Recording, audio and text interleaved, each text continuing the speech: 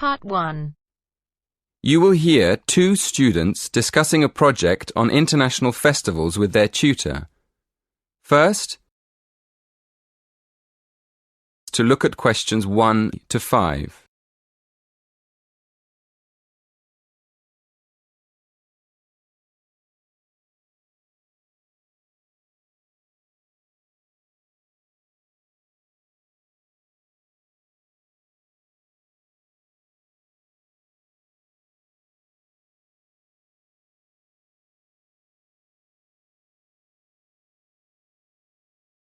Listen carefully.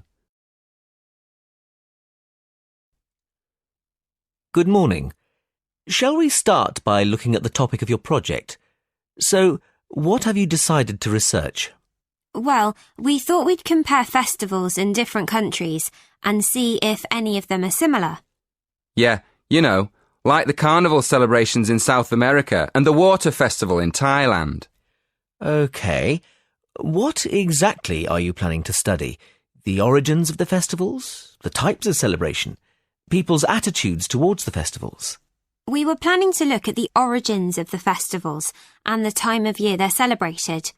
We're thinking of looking at the connection between the seasons in different countries and the actual festivals, and then looking for similarities between countries that are quite far apart. Well, that sounds interesting. Did you say you've already started researching into the Carnival? Yes. We've already found a connection between the Carnival and the seasons. For instance, some researchers say that a very long time ago in Europe, people used to put on colourful masks and costumes at the beginning of the year to celebrate the end of winter, and then they could get ready for spring. Right. And then what happened? Well, as the years went by, the purpose of the carnival changed and it became a religious festival. These days, there are big carnival celebrations in countries all across the world, like Brazil and India and Indonesia. But an interesting thing we discovered is that in some countries, people celebrate the carnival by throwing water at each other in the street. Well, we thought that obviously this is because carnival's celebrated at the hottest time of the year, just before the rainy season. So splashing people with water is a very good way of cooling them down. Before you hear the rest of the conversation, in the exam you will have 20 seconds to look at questions 6 to 10.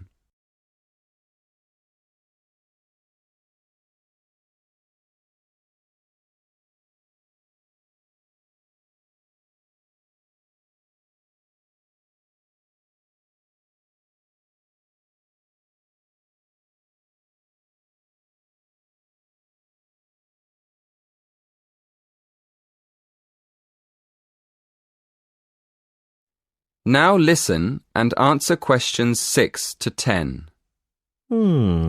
Yes, that makes sense. Did you look into any other festivals? Yes, we did. What we're planning to do is more research into water festivals. We found that in Asian countries, where there aren't any carnival celebrations, there are still festivals that involve people splashing each other with water. Actually, we found references to them in Burma, Thailand, Vietnam, China, and Japan. But we also found a reference to a water festival in Mexico. So we thought we'd look into that a bit more and see if we can find any similarities between these countries. We realised that water is more than just a way of cooling people down in hot weather. It also has a lot of different religious meanings and purposes. For instance, we found that in some societies, water can mean life or wealth or just luck. Yes, and another thing we found out is that these water festivals often celebrate the beginning of the new year, just like the original celebrations hundreds of years ago before the carnival. So, up to now, we found that the carnival and the seasons are linked by ancient traditions, and that water plays an important part in the celebrations. That is the end of Part 1. You now have half a minute to check your answers.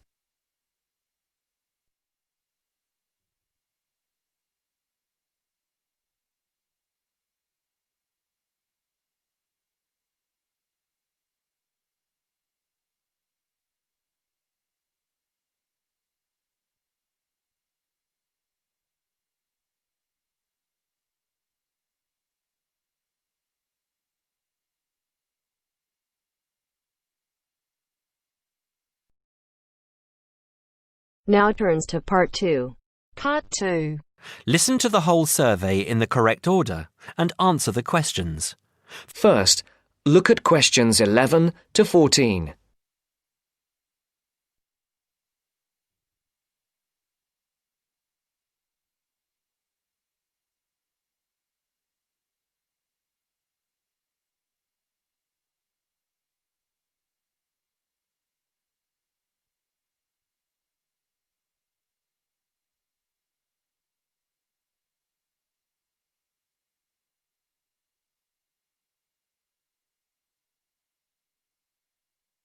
Listen carefully. Excuse me. Good morning. We're students from St. Anne's School and we're doing a class survey. Have you got 5 minutes to answer a few questions? I suppose so. What are the questions about? About spending habits, people's attitudes to money and what they spend money on. Well, yes, OK, but only 5 minutes. Thank you. OK.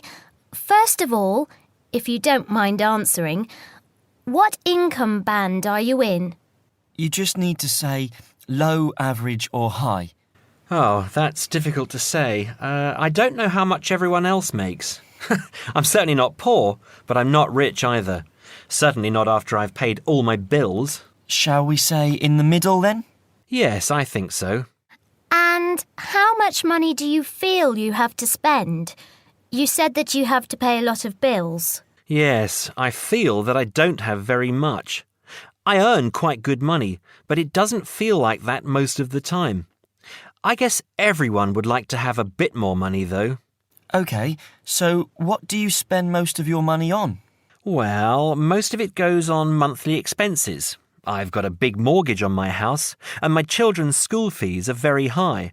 After I've paid for gas and electricity and water, and all the insurance on the house and my car, I don't have much left. I like taking my wife out to a nice restaurant once a month, but I don't very often buy clothes. Oh, and I collect radios. Old radios. That's my hobby. And how do you usually pay for the things you buy? I use my debit card for most things these days. I have 2 credit cards, but I don't like using them. I prefer to pay for things immediately. Otherwise, I feel I'm getting into debt. I pay my bills online or over the telephone. I usually have between £10 and £20 in cash with me to pay for emergencies, taxi fares and that kind of thing. Before the broadcast continues, look at questions 15 to 20.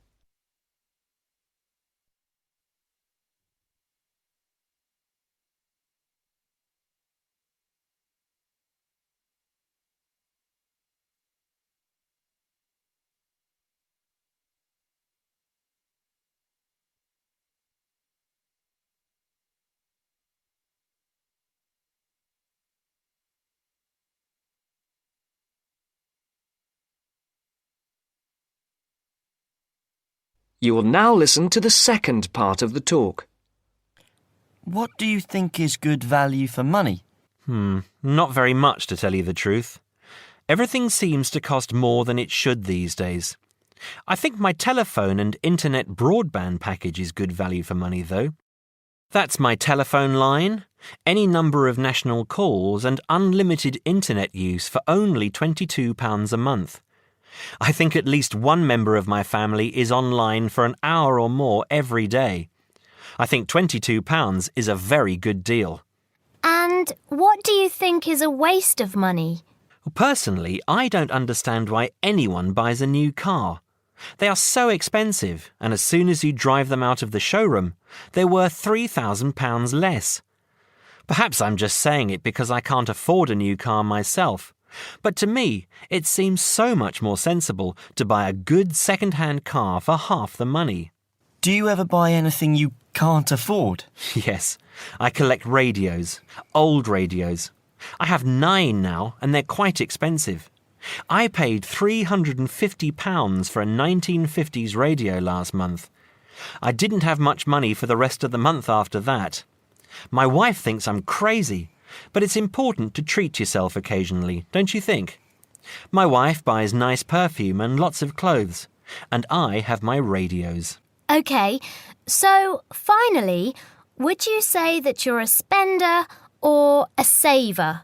Well, as I said, I don't really have much to save, but I guess I'm a saver rather than a spender. It's good to enjoy money if you have it, but you must save for a rainy day. You never know what will happen in the future. Thank you very much for talking to us. Have a nice day now. That is the end of part 2. You now have half a minute to check your answers.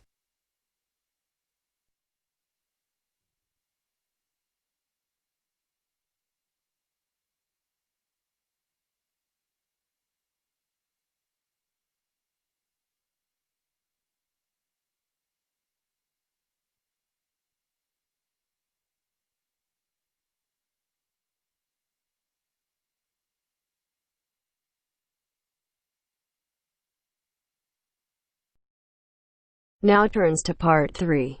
Part 3. You will hear 3 conversations. The first and the third between 2 students, and the second between a student and a clerk. First, you have some time to look at questions 21 to 25.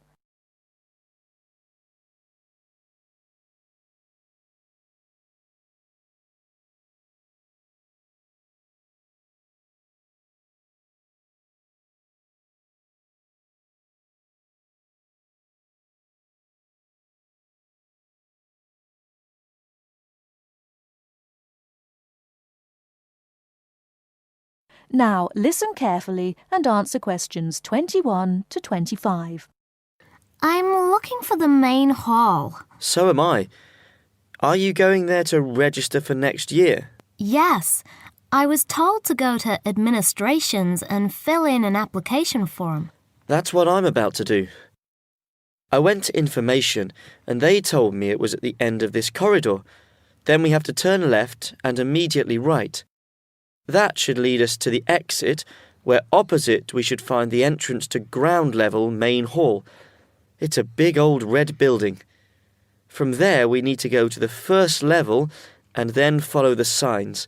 Apparently it's the second office opposite the foyer. It would be pretty hard to miss. That sounds easy. It shouldn't be too hard to find. Well, since we're both heading in that direction, let's go together. Hopefully it won't take too long. I haven't had anything to eat and I'm starving. Me too. Well, how about I go to the canteen and get us something while you make your way to the main hall?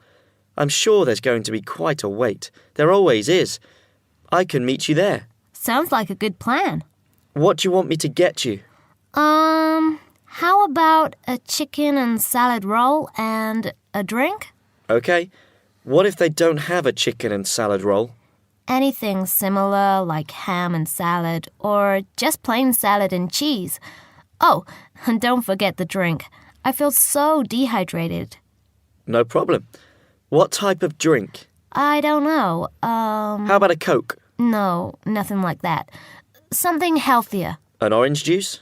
They're usually full of sugar unless you get it freshly squeezed. Water? Yes, that's perfect.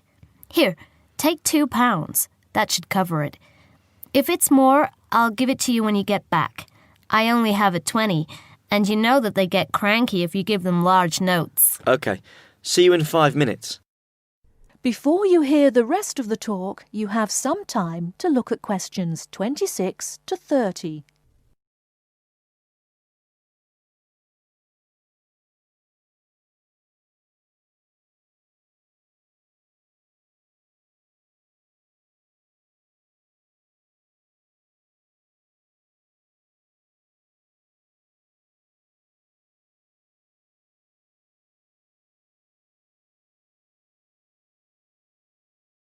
Now listen and answer questions 26 to 30.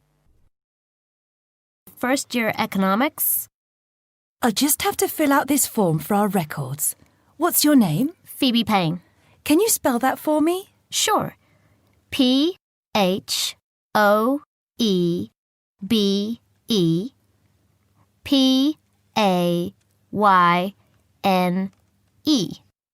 Your address? 6 Wainwright Avenue. That's WAINRIGHT,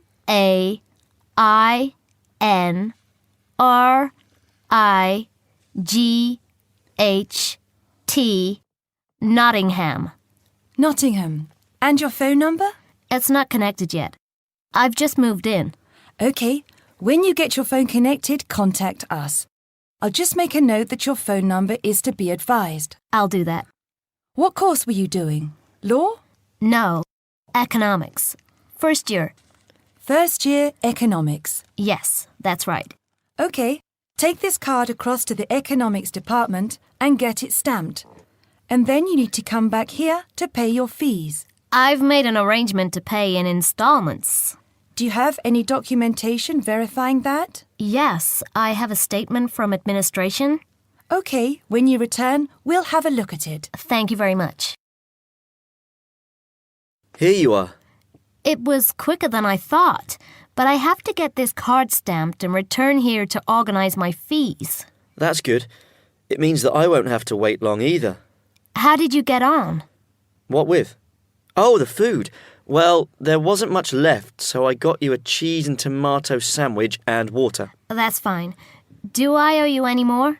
No, I need to give you back £3. But I only gave you 2. Oh, yeah. I thought you gave me a £5. OK, so we're square.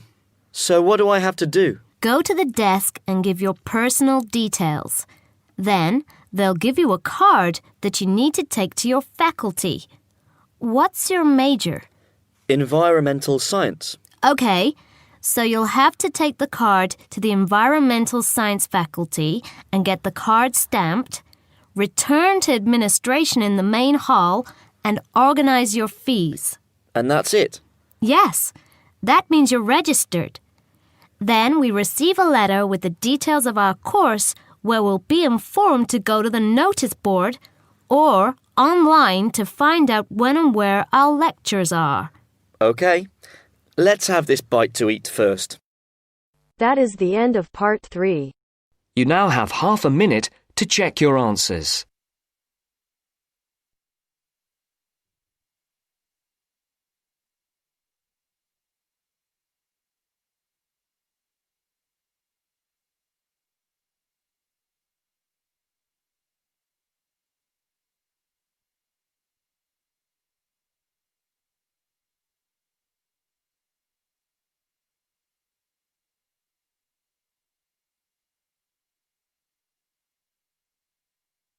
Now turns to part 4. Part 4. You are going to hear a conversation between two students about studying abroad. First, you have some time to look at questions 31 to 40.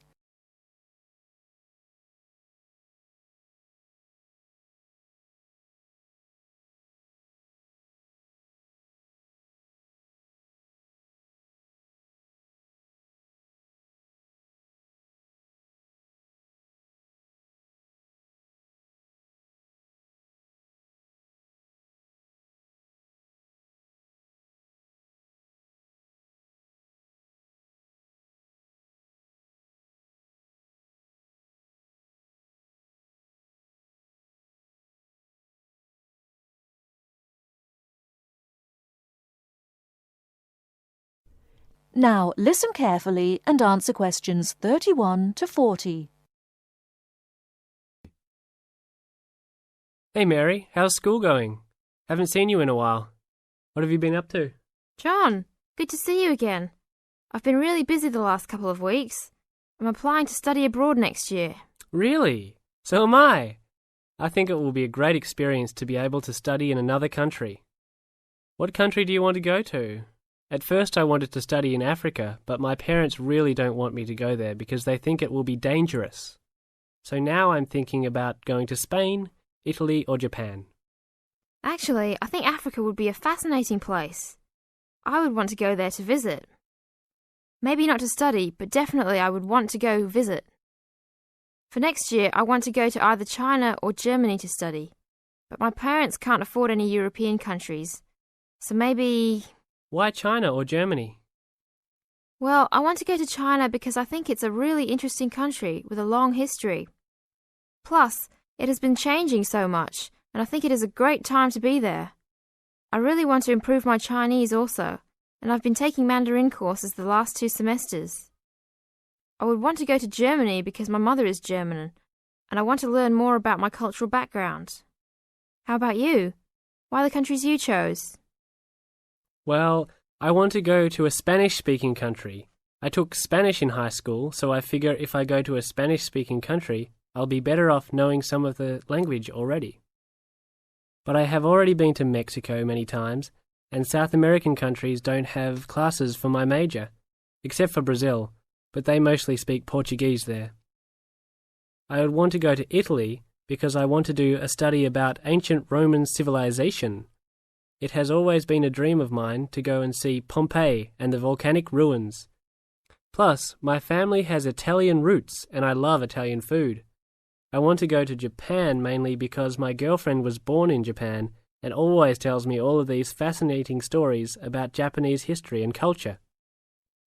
I am a big fan of sumo wrestling also, so I've always wanted to see a sumo match in person.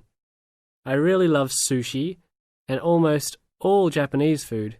Recently, I have started to watch some Japanese baseball too.